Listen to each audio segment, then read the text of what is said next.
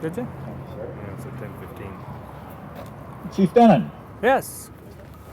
another one of our new ham radio operators, and I forgot to mention about Yeah. Supervisor Mitzelfeld. These are two county representatives that have taken it upon themselves to spend extra time and effort to get involved with amateur radio.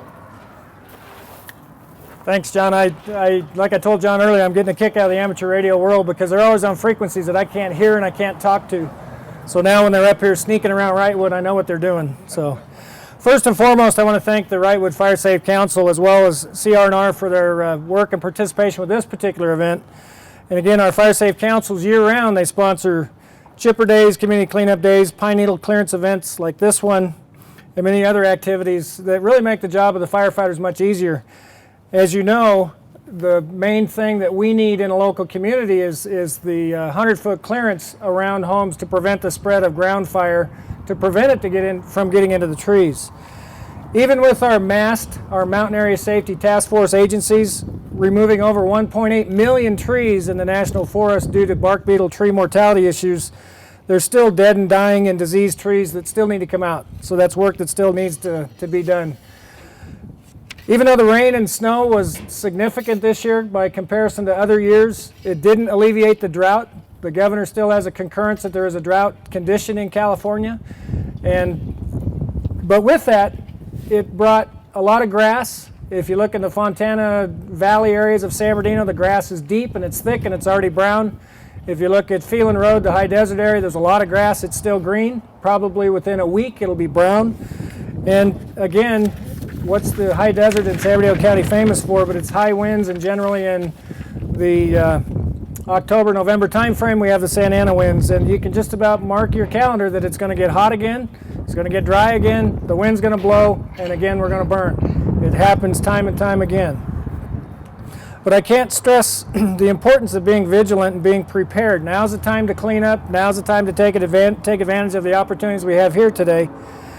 And the reason it's so important, after the Grass Valley and the slide fire that we experienced a couple years ago in the mountains, there was a lot of proven evidence that some of the homes that were lost were from house-to-house transmission from fire. It wasn't a ground fire, it wasn't a crown fire in the top of the trees, it was house-to-house ignition. And one of the ways to help prevent that is to do all the things that are being done here today, and then what we call harden your structure. Look at the vents, look at the eaves, look at the windows, look at your roof material, and if it needs to be changed, this is the time to start doing it. In August of 2008, the county changed our weed abatement and our hazard abatement ordinance to require 100-foot clearance around homes, which is now consistent with the public resource code that's applied by other state agencies.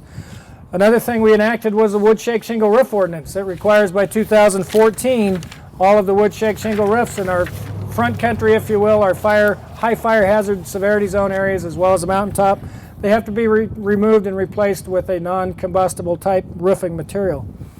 But more importantly, what we need you folks to do is to be our eyes and ears. And if you see something going on, either dial 911, let us know what's up, or declare an emergency on the HamNet and get somebody to call for you. One thing that we are going to be rolling out here in the near future is a program called Ready, Set, Go. A lot of discussion in the last year about the philosophy in Australia about leave early, stay and defend, the philosophy of about not evacuating communities and allowing people to stay in their homes and defend it themselves. Well, unfortunately, we saw over 200 civilians die in recent fires in Australia because they didn't leave when they were asked to leave. Many of them died in their cars on evacuation routes because they left too late.